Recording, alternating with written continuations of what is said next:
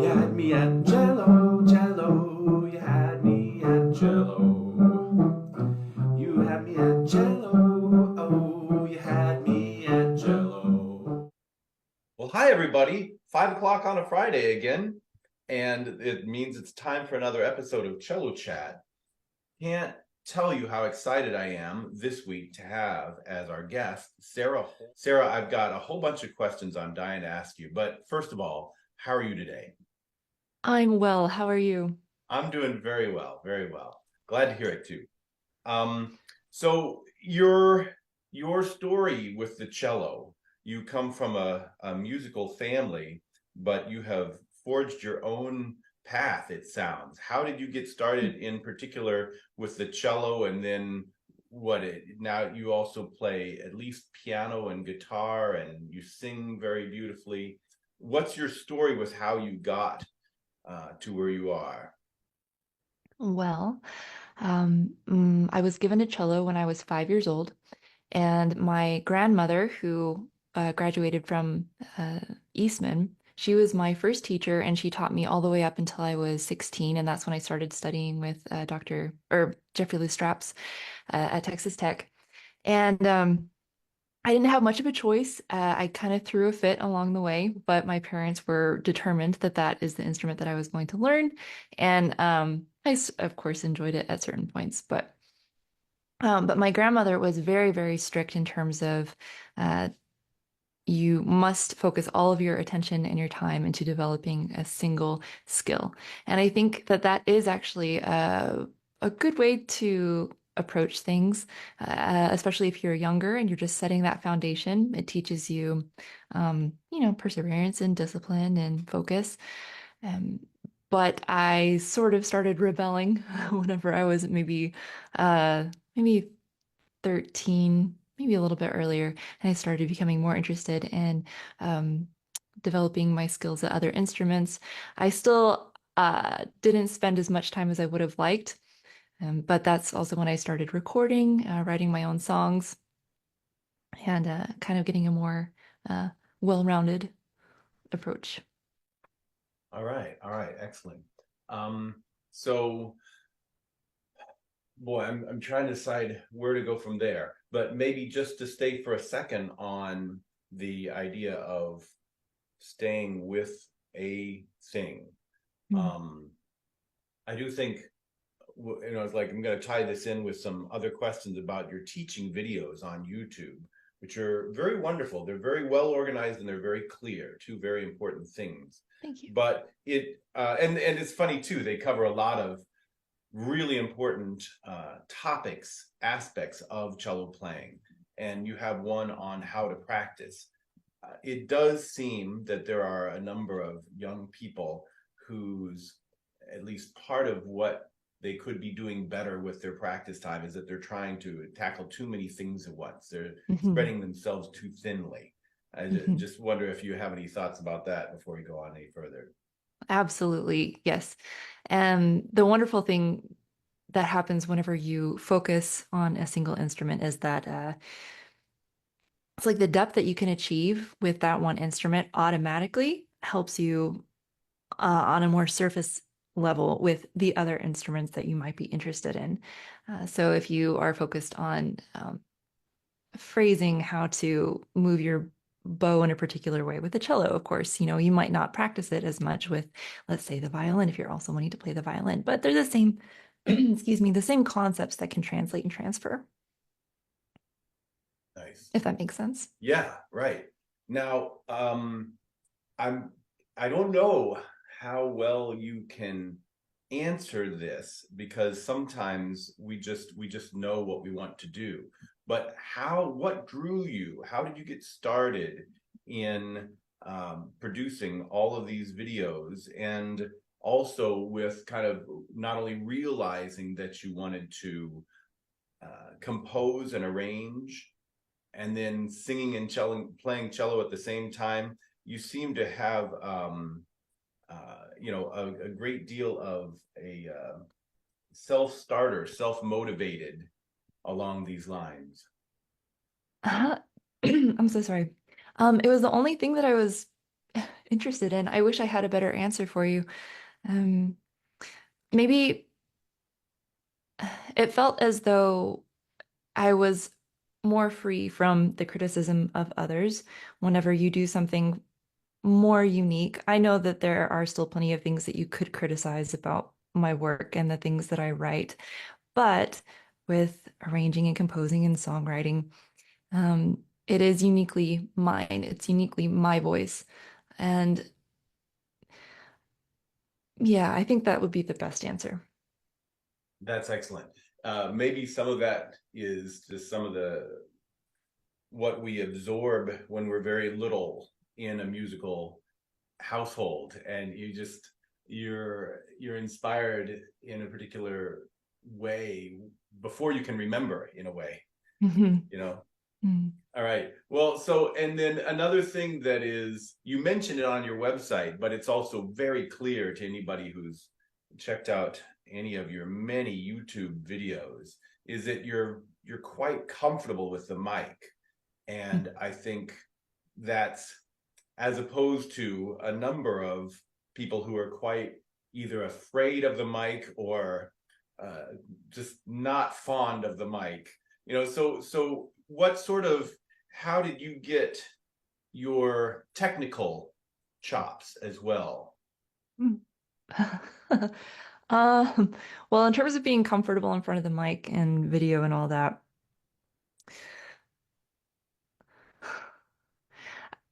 well, to have any kind of success online, you have to create content as quickly as possible. And so that is certainly an aspect to it, just with a lot of practice every single day doing the same thing, you do get comfortable.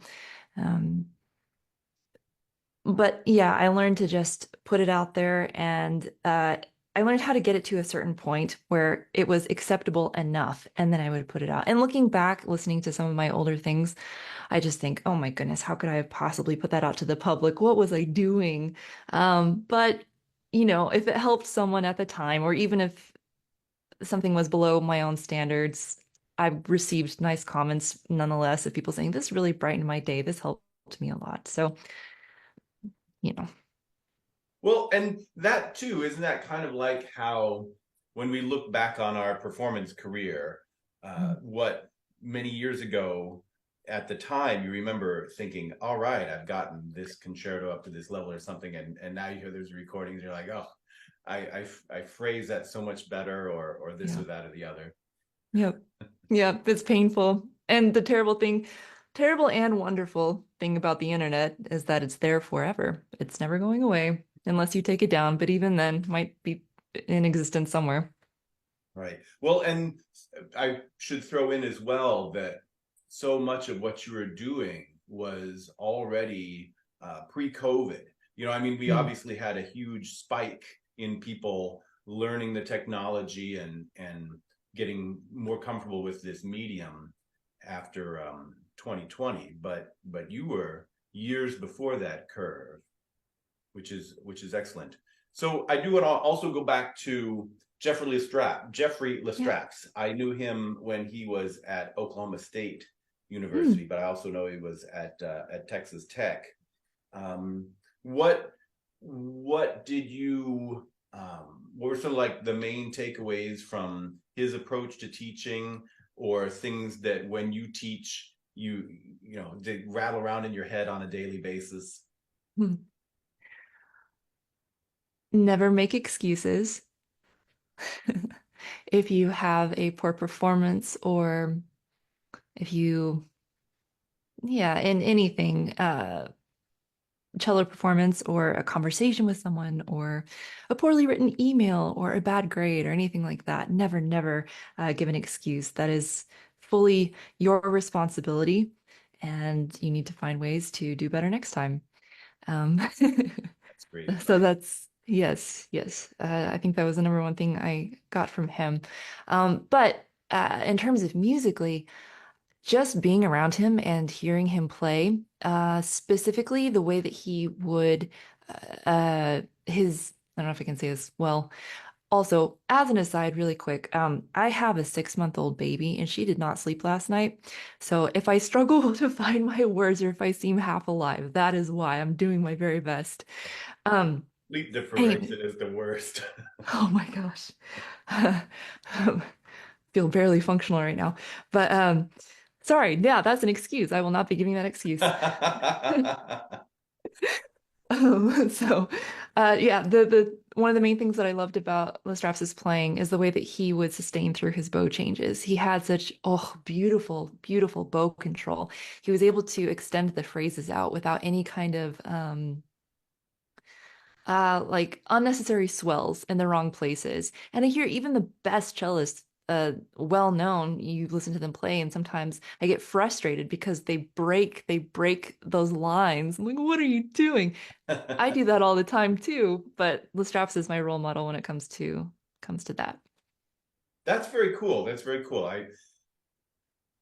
Out of the many bowing styles that we learn as cellists, there's of course the fancy ones, Sautier bowing and all these sorts of things that students can sometimes think, oh, that's the highest, that's the pinnacle with the right hand. But it's legato that you just keep coming back to again and again and Yes. trying to think, I wonder if how can I make this sound even more vocal and Hmm. continuous and sustained. Yeah, Hmm. he did. I do remember. Um, had a very beautiful sustained tone. Well, that's very good. And of course, as teachers, we want to inspire our students not just with what we say in a lesson, but with how we play on stage.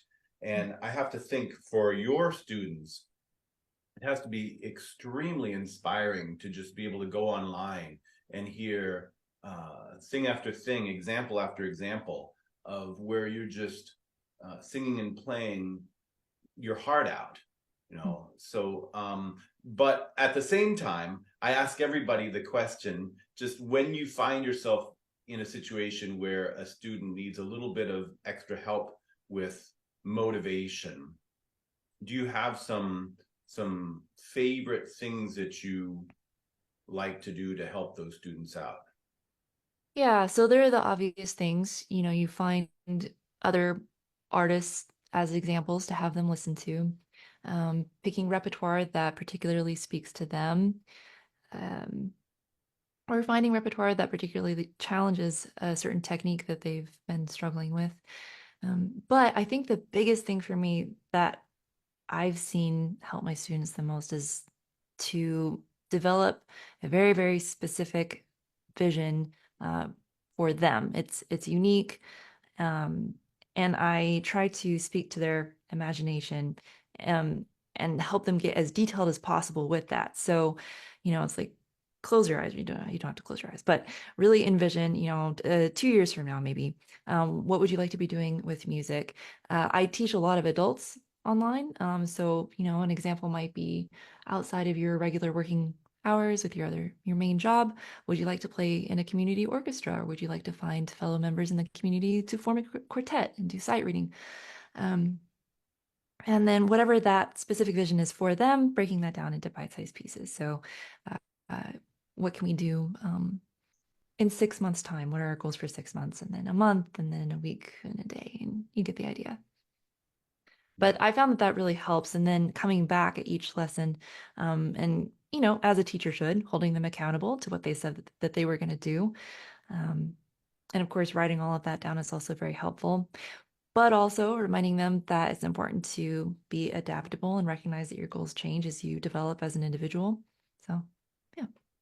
Yeah. That is a funny thing, isn't it? Because we need to be organized and intentional with what we're planning to do, but then we need to be infinitely flexible Right. and adaptable as the Right. situation folds out in real time. So that makes me also, if I can go back also to your teaching videos, do you kind of plan them out by thinking, all right, here's something that needs addressing because it keeps cropping up again with each individual that I teach. and then okay, it needs to include this and this, and here's how I want to organize it, and here's how I want to switch the shot or include links or clips. How do you go about making them? Because again, they're very, very clear, and they're paced. I also think the pacing is fast enough to keep shortest attention span That's good. people in the 21st century with you, but not so fast as to be overwhelming, especially with all the visual aids that you give as you go. Well, thank you. Thank you for saying that. I had a really great example. My grandmother was a phenomenal teacher. I mean, very, very detail oriented, very uh, just just an organized way of thinking and teaching. And so I picked up on that. So it's just kind of comes naturally. So the way that I get started, I pick the topic. I try to think of something that would be a catchy YouTube video title, right? What people are most likely to search for. And then at most, I will write down a very small outline just on a sheet of paper. Normally, I can just keep it in my head and just hold on to it. I don't usually write anything down um, until I get to the pretty complicated topics, but mostly it's just in my head. And then I turn on the camera and uh, I visualize the type of person that I'm trying to teach. I visualize them sitting right in front of me.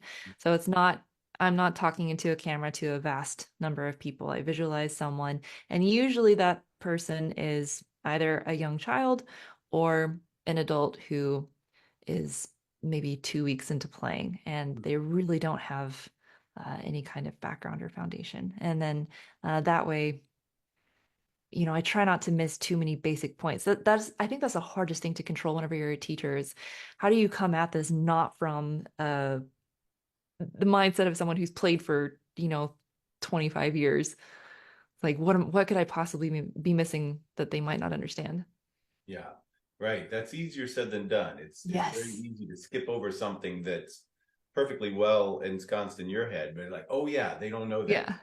Yeah. Isn't that there's a word for that, a term for that, and I can't remember what it is. I wish I could think of it. Oh well. I don't know. But not surprising that there would be because it happens a lot. Yeah. And now, more recently, you've been doing some what you call the fast-paced creativity. It's online. You Oh, describe in so a um, shorter turnaround time. the music journal? Yes. Yes. Yes, that was going very well. And then I baby, so fast pace is not quite as fast anymore, but I'm still working on it during nap time. Um yeah. So that's actually the project that I'm most excited about, and it's also the project that I'm not sure anybody cares about. That's all right. No, I find it's very interesting. Well, thank you. Um, so each week I try to pinpoint something that I am lacking in my, particularly at least right now, my knowledge of production. Because coming from a classical background, it's like so much of my time and so much of my focus has been given to my instrument and technique and teaching and all of that. Um, And there's just so much. There's so much production and learning how to use a computer to capture what you really have in your imagination it's like learning an entirely new instrument. It's like trying to pick up, if I were to try to learn the oboe, it's, but anyways, so each week I try to find something that I don't know. Um, and then I build a whole song or piece around it. And it's really fun too to start creatively from a different point because I think a lot of artists fall into this formulaic approach to their music where they always start with the lyrics or they always start with a chord progression and so on. But uh, to change up your starting point is good. Yeah, that's an interesting point too, because I think that often when people do that, when they start from the same starting point, it's not out of just kind of like any sort of sense that they themselves are stuck or something. I think they figured out, oh, now I've solved this for me. This is efficient Hmm. for my approach. But it is Hmm. interesting because sometimes when even if you have a practice warm-up routine that you've been doing for years and you know it works great for you, the mere process of shaking it up uh, stirs up sometimes other things that you've just taken for granted that you kind of had overlooked, in a way almost like the making sure that in your thought process and teaching something that you're not Right. overlooking one of those little steps. Right. Right. Exactly. Yeah. Interesting. Okay, I also want to ask you about what is your own musical playlist like, that I'm Mm. just trying to think in terms of the things that you're drawn to for uh, like your own compositions and such. You Hmm. you you listen to a wide variety of music, I imagine. I do. I try to. My brother actually, he scouts for me. He Ah, finds the best artists, the best recordings, and he sends them to me, which is very helpful. Um, let's see. So my personal favorite um, time period in the classical music arena, which I know that's specific to a certain time and period, but I'm talking about so French Impressionism, I think is my favorite. So Fauré, Ravel, Debussy, whatever. But I'm also trying to listen to more Bach, right? Because I think that's important for a composer. I'm also going through his two-part inventions on the piano, trying to play through those, which is a good compositional warm-up. But in terms of more modern or contemporary influences, I love Sufjan Stevens' poetry. His lyrics are just masterful. And as a classical composer might not think much of his actual compositions. There are certain choices that he makes that I'm like, okay, that's you're not thinking in terms of linear development at all. It's more textural or cyclical, which is beautiful and it fits with his lyrics. So I think as a whole, the whole package that he has, it's gorgeous. Um, but I think it's mostly reliant upon his lyrics, which are amazing. hmm, Um, there's Andrew Bird. I don't know.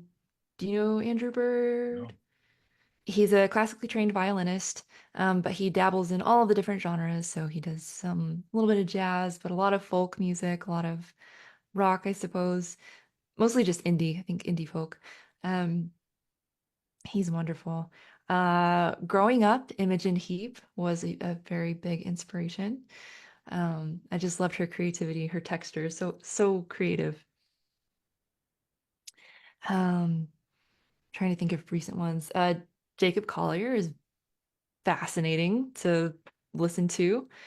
I have to be honest. Do you listen to Jacob Collier's music? No, but I'm gonna check both of these out.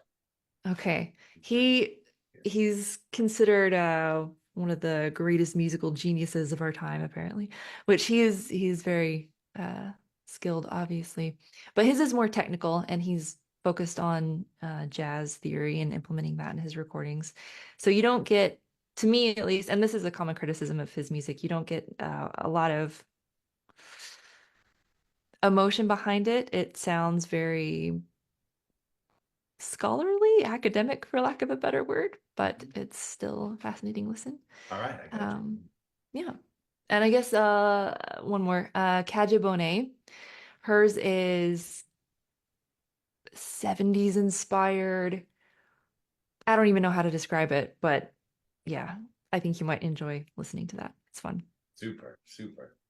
Mm. Okay, now I know on behalf of my students, we work not that infrequently on being able to sing and play at the same time.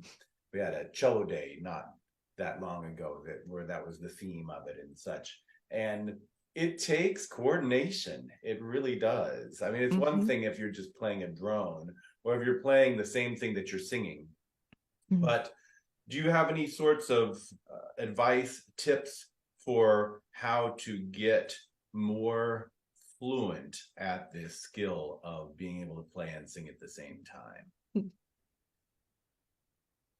Scales, and then try playing a scale and singing a third above it. Mhm. If you want to get super fancy, you can do some counterpoint. I think that's the best exercise. So, you know, the Bach conventions, maybe not the best way to do that because the range is a little bit, for singers, I'm not sure. That doesn't work very well, but you can write your own. That's a great practice to write your own little counterpoint, two-line counterpoint, and then sing and play that. Great, great. Do you sometimes sustain with the voice and then play faster with the cello and then play slower with the cello and move faster with the voice? You know what I mean? Have I done that? I think I do I mean, that. but I mean, with your Like students practicing. as a way Oh, to, oh, oh, oh, get oh. them to be more to where the coordination just seems Hmm. second nature. I don't have any specific exercises Okay. for that, but yeah, but if you just choose a song and you know, that's practice enough as it is. Yeah, yeah. That's so true. Often just do it more often. Yeah. It gets Yeah. Honestly. I mean, to be completely frank, it's not like I do those scale exercises myself. I maybe done them just a couple times, but well, I mean, you you come across as somebody for whom it was natural, that it's always been natural, and that too can be another thing where those can sometimes be the hardest things to teach, are the true. things that the first time you tried it, there's always some aspects of cello technique where it's like, oh, this worked for me the first time. How do Mhm. I kind of walk a thousand measures in this student's shoes? Right. you know Right. Yeah. Oh, you know what I will say though, whenever I was first starting, this trick helped me so much. You assign one ear to your voice and you assign the other ear to your instrument. It's Nice. like you whatever, I don't know if surely my grandmother was not the only person to talk about this, but she would say, put one ear in that corner of the room and put this ear in the other corner of the room. Because you'll find a lot of the time, whenever you practice or perform, you're not actually listening to yourself. You get so wrapped up in your head and in technique, it's like you're not paying attention to the sound that's actually coming out. So that's the same concept, really. I love that. I love that every time something like that comes up. And because there's the additional benefit of, I mean, you're just kind of implying this as well, but so often the battle we have to win on stage is in our own head. Mm, And when you can get your in your mind, you're not here. Your ear is over there, and it makes you right. just um step outside of the little mind games that can go on in your head and Yeah. just be a Yeah. part of the experience. Yeah. Well, like my mom would always say, you're giving it as a gift. And so if you're giving it as a gift, then you put yourself in the position of your audience and you listen as an audience member would. Yes, for sure. And your many videos are certainly wonderful gifts you've given to everybody, to millions. Thank you. What was that one recording of the Swan was over 70 million views or something? Oh, I know. Every time I try not to check numbers very much, but every once in a while I'll take a look and I'm like, oh my goodness, dude, too many people have heard this. It's not even that good. No, no, no. They wouldn't be watching it if they didn't like it. That's great. All right, so upcoming projects. I mean, I understand a 6 month old is going to set the agenda a lot, Yeah. but insofar as you can control, and so you want to go further with the journal, but I'm sure you have a lot of other irons in the fire for the rest of 2024 and beyond. I do. A couple of them are collaborative, so I'm not sure I'm supposed to talk about them just yet because it's not really up to me.